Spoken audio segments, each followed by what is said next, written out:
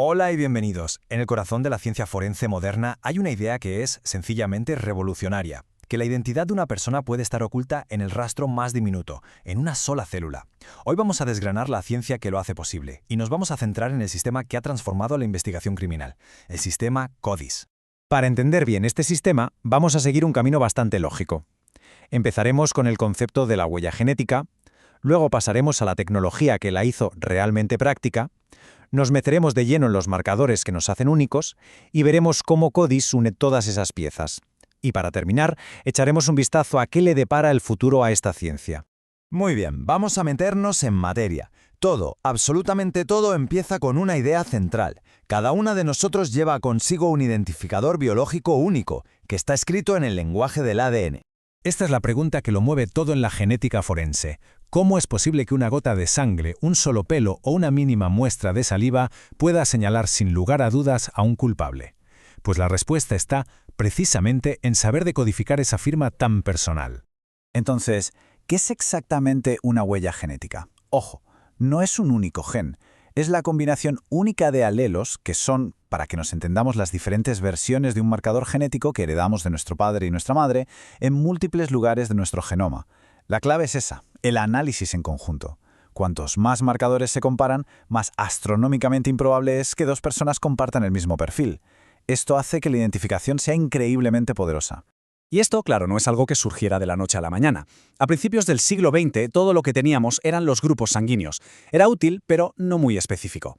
El gran salto llegó a mediados de siglo con el descubrimiento de la estructura del ADN, pero fue en 1984 cuando el doctor Alec Jeffreys desarrolló la técnica que lo cambiaría todo, al descubrir unas regiones hipervariables en nuestro genoma. El concepto de la huella genética era brillante, sí, pero tenía una limitación enorme. Se necesitaba una gran cantidad de ADN y que además fuera de buena calidad.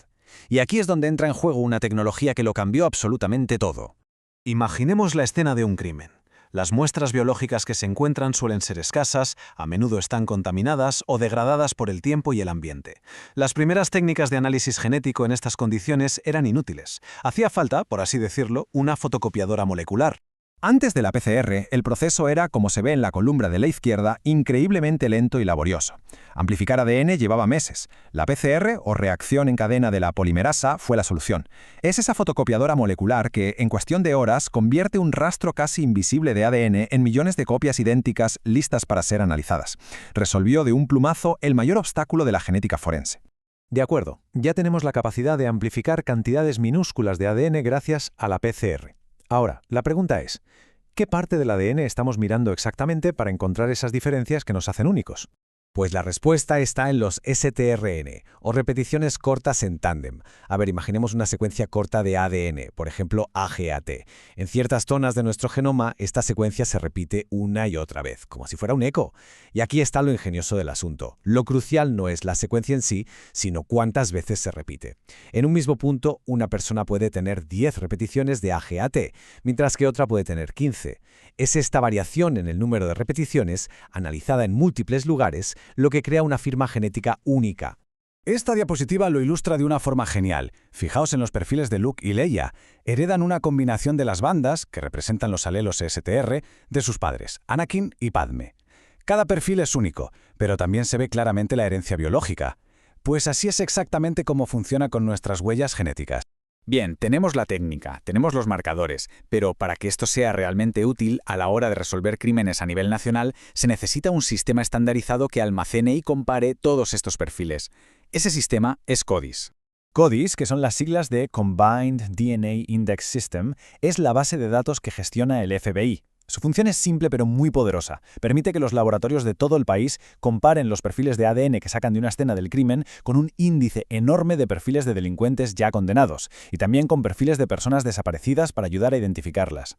Para que el sistema funcione a nivel nacional, todos los laboratorios tienen que hablar el mismo idioma genético.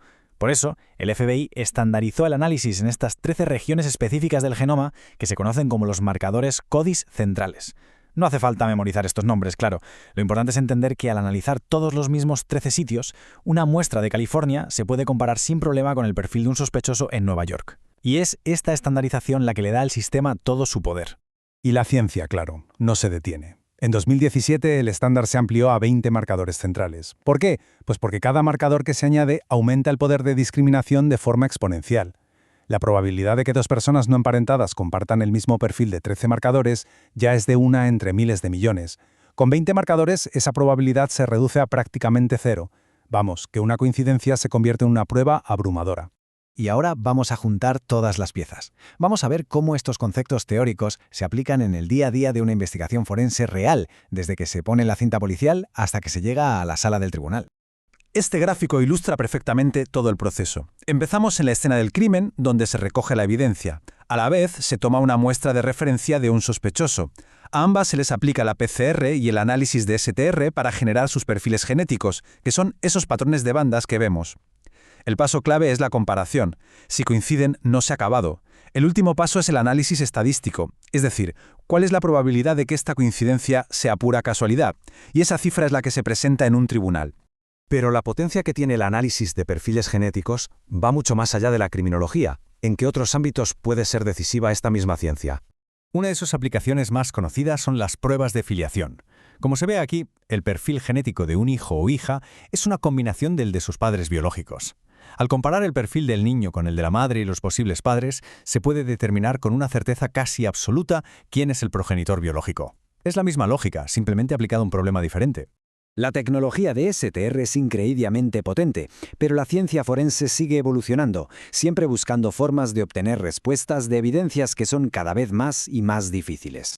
Cuando el ADN está muy degradado, los marcadores STR estándar pueden ser demasiado largos para poder amplificarlos. Para eso se desarrollaron los mini STRs, que se centran en fragmentos más pequeños. Y para muestras todavía más complejas, como huesos antiguos o cabellos sin raíz, se recurre al ADN mitocondrial. Hay muchísimas más copias por célula y es más resistente, lo que lo convierte en una herramienta valiosísima en casos de identificación de restos históricos.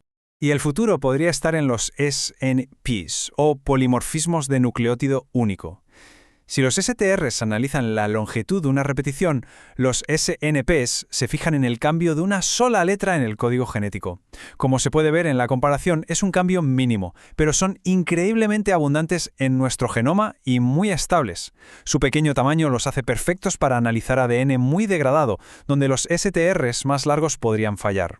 Por eso se les considera el siguiente gran paso en esta ciencia. En resumen, hemos pasado de una simple clasificación de sangre a analizar 20 regiones específicas del genoma, y nos movemos hacia un futuro donde se podrían analizar puntos individuales de nuestro código genético. La ciencia nos ofrece una lente cada vez más potente para la identificación. La pregunta que queda en el aire es, a medida que esta lente se vuelve más y más precisa, ¿qué nuevas fronteras, tanto científicas como éticas, nos prepararemos para cruzar?